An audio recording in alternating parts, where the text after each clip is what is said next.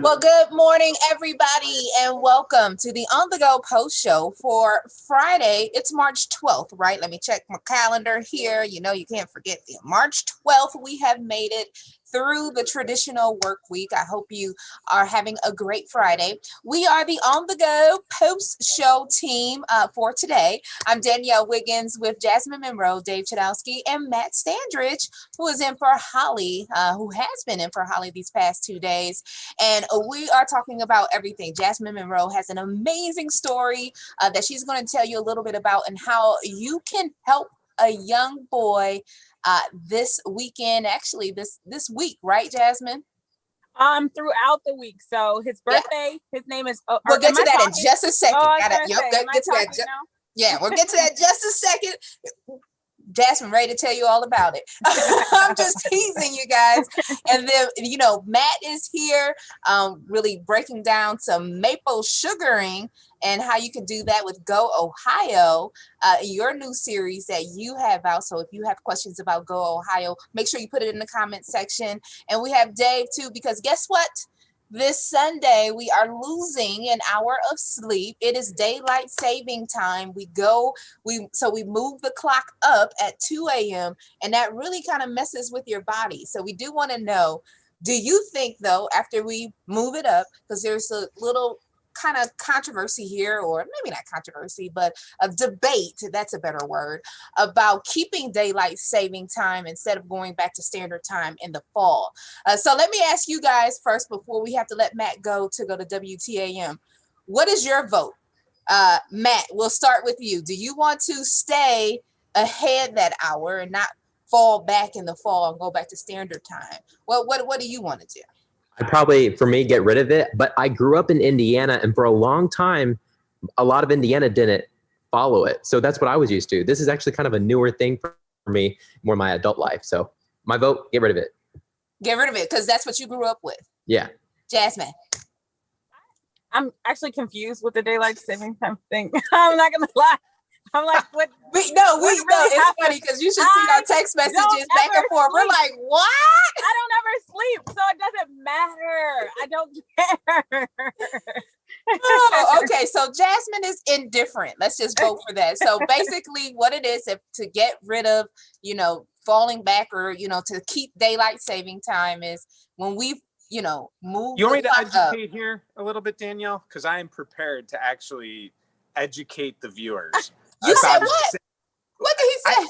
I can tell you. Educate us. Okay. I can educate you because I'm prepared for this. Okay, Dave.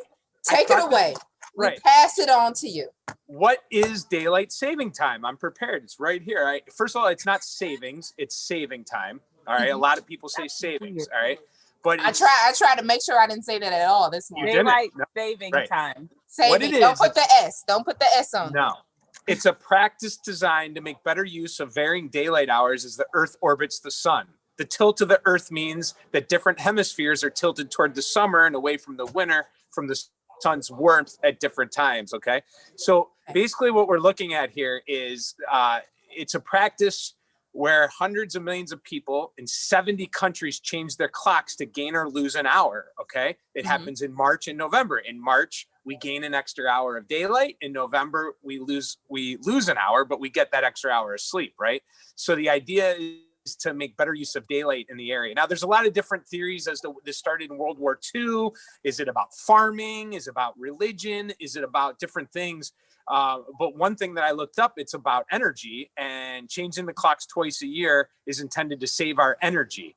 All right. But there's a glaring change that some want to make to get rid of this. So people are concerned that it affects human lives, that shifts disrupt our sleep schedules and harm our health, according to experts. What sleep schedule for us? Yeah, right. That's what I'm saying. For the doctors and anyone at like the police officers, paramedic, first responders, we don't sleep, so this doesn't matter to us. We're so used to not sleeping and being off. Go ahead, Dave. Gain an hour, lose an hour. We just wake up late for work. I have to be honest with you. It never affected me in my entire life. I was always a night owl. The first time it really hit me was when I joined the morning show. So, wow. Yeah, crazy as that might seem. I think that Danielle, you were talking about with Matt, like being afraid. Like I checked my clock like 20 times. Okay, Yeah. okay. And it's like, it never fails because your cell phone is always going to do it. But it's like, and then it's one clock that I always forget, whether it's the microwave or the car or something. And it just throws me off like later that week, but it's fine. I'm all for it. Like I was talking to our videographer, Mark Smiler, and I was just saying, I just love when it gets light outside because we're out in the field and it's like hard to like, we're like fighting sleep. We can't see. I'm like ducking deer, you know, like it's, I need to see. So let me, Dave, you didn't vote though. I'm indifferent to it, honestly. I in the spring, I'm excited to get that extra hour of daylight, but in the fall, I like getting the extra hour of sleep. I'm just so concerned about those. The funny thing is we just put so much in on the 2 days. If you put a gun to my head and you made me choose, I would probably say keep the extra hour of daylight. So I would stay with what we're about to experience this weekend. Okay, so I think those who are online with us, they agree. So those who are watching on Facebook, I see you all on YouTube. Thanks for joining us as well. But I'm checking the comments on Facebook. Pamela, yes, even our vacuum cleaners have headlights, so I'm sure the farmers will be fine. Luke says, yes, we should keep daylight saving time all year round. Freda, yes. Tabitha, yes. And Velma, why? What'd you say? We should keep the S in savings time because that's how I've been saying it. Yo, no, saving. It's saving time. So see what you learn here? Yeah. Continue to vote. Continue to let us know. Put it in the comment section. Dave, you educated us. I was going to ask you, how can we got to adjust. What are the tips? Let's put a bow tie on this here. Some things you can try to do is consider eating dinner an hour earlier or go to bed earlier with dim lights. This has been Dave Chudowski with your daylight saving time tips. We'll be back after this timeout. No, we're not. He is the DST correspondent. Let's just put it that way. Okay, daylight saving time. All right. So Dave is helping us out there. Now, Jasmine had an amazing story this morning. It is on WKYC.com as well as Facebook about a young boy from Mentor, correct, Jasmine? Yes. Young boy from Mentor who experienced some type of complications with the COVID-19. What is his mom asking for all of us to do right now? And then explain a little bit of what happened with his journey. Okay, so his mom is asking the community to donate, offer, send him 1,100 birthday cards. So I got my 2. He is turning 11. He's 10 right now. He's turning 11 March 22nd. So if you can do it before March 22nd, that's all she's asking. He has been battling this since January 1st. He is still on steroids. He's now at home. He can't leave his house. So last year he missed his birthday because we went straight into the pandemic during his birthday. So he was supposed to get a limo and he was supposed to go big. And so that was canceled. This year it's canceled because he had MIS-C, which is a COVID complication for children of that.